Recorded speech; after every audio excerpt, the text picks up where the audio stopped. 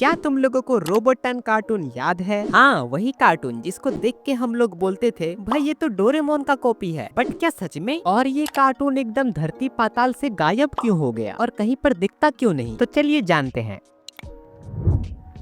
तो अगर तुम मेरे एक ओल्ड सब्सक्राइबर हो तो तुम लोगों को ये तो जरूर पता होगा कि डोरेमोन आया था 1969 को, बट इन मांगा सीरीज, और बाद में जाके डोरेमोन को टीवी पर लाया गया 1973 को जापान में सबसे पहले। उसके बाद वो 2005 को इंडिया में आया हंगामा पर, और ये आने के बाद एकदम हंगामा सा ही मचा दिया इस शो ने। और यहीं पर अगर हम लोग बात करते हैं रोबोटन कार्टून की, तो इसकी मांगा सीरीज सबसे पहले आई थी 1966 को, यानी कि डोरेमोन से 3 साल पहले। और अगर इसकी बात करें कि आखिर ये सीरीज कितना अच्छा चला, तो ये डोरेमोन को तो बीट नहीं कर पाई, क्योंकि ये एकदम मॉडरेट वे में चली। और ये ऐसा इसलिए था क्योंकि इसके स्टोरी में थोड़ा सा भी दम नहीं था, वो तुम लोगों को अभी आगे में पता चलेगा। तो इसके आई थी टोटल 104 एपिसोड्स पर इन ब्लैक एंड व्हाइट, जो कि 1966 से लेके 1968 तक भरपूर चले, यानी कि उतना भी अच्छा नहीं बट ठीक ठाक। बट फिर बाद में जाके 1986 को इसका कलर वर्जन बनाया गया, लेकिन ओनली ऑन 33 एपिसोड्स, जो कि हम लोगों को इंडिया में भी दिखाए गए थे, ओनली 33 एपिसोड। तो अब हम लोगों को ये तो पता है कि इन दोनों कार्टून में से डोरेमोन तो जीत गया, क्योंकि उसके स्टोरी में दम था, बट इसके स्टोरी में उतना दम नहीं था। बात करें इनकी सिमिलरिटीज की, तो मुझे इन दोनों कार्टून्स में 3 सिमिलर चीज दिखते हैं, जिसमें से पहला है डोरेमोन का बैम्बू कॉप्टर, जो कि रोबोटन के पास भी है, बट उसके पास वो इनबिल्ड है, यानी कि वो ऑलरेडी बना हुआ है, बट डोरेमोन के पास वैसा नहीं है। डोरेमोन चाहे तो अपना बैम्बू कॉप्टर निकाल सकता है, रख सकता है, यानी कि उसका जब मन चाहे तब वो उसको खोल सकता है। सेकंड चीज की बात करें तो डोरेमोन के पास था एक पॉकेट, 4th डायमेंशनल पॉकेट, और यही चीज हम लोगों को रोबोटन कार्टून में भी दिखाया जाता है कि रोबोटन के पास भी एक पॉकेट जैसा कुछ चीज तो होता है, बट वो सच में बोले तो एक पॉकेट की तरह नहीं है, वो उसके पेट में एक डिब्बे की तरह होता है, जिससे कि एक लेजर बीम निकलता है। बट वो लेजर बीम एक्चुअली एक मैग्नेटिक इफेक्ट पैदा करता है, जिससे कोई भी चीज वो खींच सकता है, कहीं दूर फेंक सकता है, या फिर उछाल सकता है, कुछ भी कर सकता है। तीसरी चीज की बात करें तो इसमें हम लोगों को जियान और सुनियो के जैसे ही दिखने वाले 2 और बंदे दिखाई देते हैं, जैसे कि जियान एक मोटा लड़का, और उसके जैसे ही दिखने वाला हम लोगों को एक और मोटा लड़का दिखाया जाता है रोबोटन कार्टून में। एक और कैरेक्टर हम लोगों को दिखाया जाता है जो कि एकदम डिट्टो दिखता है सुनियो की तरह, टेढ़े मुंह वाला। तो हाँ, यही कुछ सिमिलर चीज है जो हम लोगों को डोरेमोन और रोबोटन कार्टून दोनों में देखने को मिलता है। और एक सबसे अच्छा चीज है रोबोटन कार्टून में कि जो रोबोटन का कैरेक्टर है, यानी कि वो रोबोट, उसके पास हमेशा से एक बैज रहता है जो कि खतरे को भाप सकता है, यानी कि कोई अगर खतरा आएगा तो उसको पहले पता चल जाएगा, जो कि डोरेमोन के पास तो नहीं है। मुझे इन दोनों कार्टून में एक और सिमिलर चीज दिखती है कि इन दोनों कार्टून्स का जो नाम है वो उनके रोबोट के ऊपर ही रखा गया है, जैसा कि डोरेमोन के कार्टून के नाम को उसके मेन कैरेक्टर के ऊपर रखा गया है, यानी कि डोरेमोन। और वहीं पर अगर बात करें रोबोटन कार्टून की, तो इसके भी नाम को उसके मेन कैरेक्टर के ऊपर ही रखा गया है, यानी कि रोबोटन। तो चलिए अब बात करते हैं कि इन दोनों कार्टून्स में एक कार्टून फ्लॉप क्यों हो गया और एक एकदम हिट क्यों हो गया। तो सबसे पहले अगर बात करें रोबोटन कार्टून की, तो इसमें जैसा कि मैंने तुम लोगों को पहले ही बताया कि इसमें एक बहुत ही वीक स्टोरी है, यानी कि रोबोटन को जिसने बनाया था उस कैरेक्टर का नाम होता है कांचेन, वही रोबोटन को बनाता है, बट बहुत ही अजीब तरीके से, यानी कि वो अपने कंप्यूटर के पास जाके बैठता है और एक ड्राइंग मशीन के साथ एक रोबोट का पिक्चर बनाता है, एक अच्छे से रोबोट का, बट उसके पास बन जाता है ऑटोमेटिकली एक खराब रोबोट, जो कि बिल्कुल दिखता है एक टीन के डब्बे की तरह। और जब कांचेन को वो रोबोट पसंद नहीं आता है, तब वो अपने कंप्यूटर को पीटने लगता है, और पीटते पीटते उस कंप्यूटर से वो रोबोटन बाहर आ जाता है, यानी कि वो रोबोट। अब तुम्हें बताओ ये किसी चीज का सेंस बनाता है कि ऐसा हो सकता है? नहीं ना, स्क्रीन से कोई चीज बाहर तो नहीं आ सकती है ना, अगर ऐसा हो गया तो ये पूरा फिक्शनल हो गया। बट डोरेमोन में हम लोगों को ऐसा नहीं दिखाया गया था। डोरेमोन में हम लोगों को दिखाया गया था फ्यूचर, जो कि डोरेमोन आया था फ्यूचर से, जो कि पॉसिबल है, और वो आने के बाद ऐसे ऐसे बातें करता है जो कि हम लोगों के साइंटिस्ट ने आज तक खोज भी नहीं किया है, जैसे कि टाइम मशीन, किसी चीज को बड़ा करना छोटा करना, बिग लाइट स्मॉल लाइट, या फिर एनीवेयर डोर, या फिर बैम्बू कॉप्टर। ये सब चीज पॉसिबल है, बट बाद में जाके जब टेक्नोलॉजी थोड़ा सा एडवांस होगी। बट रोबोटन कार्टून में हम लोगों को एक ऐसा ही आलतू फालतू स्टोरी दिखा दिया गया है, जो कि देख के भी लगता है कि मेकर्स उसको खींचना चाहते हैं और ज्यादा से ज्यादा इस शो को लंबा करना चाहते हैं। और एक और चीज है जो मुझे रोबोटन कार्टून में बहुत ही ज्यादा वीक लगती है, और वो ये है कि रोबोटन के पास बहुत सारे गैजेट्स नहीं है, जबकि डोरेमोन के पास बहुत ही सारे गैजेट्स हैं और इसी की मदद से मेकर्स बहुत ही खतरनाक चाल चलते हैं कि वो हर डोरेमोन के नए एपिसोड में एक नया गैजेट दिखाते हैं हर बार। बट वहीं पर अगर बात करें रोबोटन की, तो वहाँ पर हम लोगों को हर बार लिमिटेड गैजेट से दिखाए जाते हैं, जैसे कि रोबोटन का बैम्बू कॉप्टर, रोबोटन का लेजर बीम और कभी कभार थोड़े मोड़े नए गैजेट्स। और इसी की वजह से रोबोटन कार्टून थोड़ा सा ज्यादा ही वीक हो गया और डोरेमोन आगे निकल गया। और अगर हम इन दोनों कार्टून्स के मेकर्स के बारे में बात करें, तो डोरेमोन के बारे में तुम सभी लोगों को तो पता है कि डोरेमोन को बनाया था फुजिको एफ फुजियो ने और रोबोटन कार्टून को बनाया था कांजी मोरिटा ने। और हाँ, इन दोनों कार्टून्स में हम लोगों को एक चीज तो साफ साफ दिखती है कि रोबोटॉन पहले आया था और उसी के बहुत सारे सिमिलर चीज हम लोगों को डोरेमोन में भी दिखाए गए हैं, बट एक अच्छे स्टोरी के साथ। और तुम लोग अगर इसको रीमेक बोलोगे तो ये एक बहुत ही अच्छा रीमेक है, और अगर तुम लोग इसको रीमेक नहीं बोलोगे तो इसको हम लोग एक इंस्पायर स्टोरी बोल सकते हैं कि फुजिको एफ फुजियो इस शो से थोड़ा सा इंस्पायर हुए होंगे और डोरेमोन को बनाए होंगे। और यहीं पर ये चीज प्रूफ हो जाती है कि आपके अगर कंटेंट में दम है तो वो पक्का चलेगा। और यही चीज हम लोगों को डोरेमोन में दिखाया जाता है कि डोरेमोन को देखो 1969 से स्टार्ट किया था और आज भी वो ऐसा चलता है कि पूछो मत, और कब तक चलेगा ये भी पता नहीं है। तो इसी के साथ तुम लोगों को ये वीडियो जरा सा भी पसंद आया होगा तो इस वीडियो को लाइक कर देना और चैनल को सब्सक्राइब भी कर लेना। चलो मिलते हैं, बाय।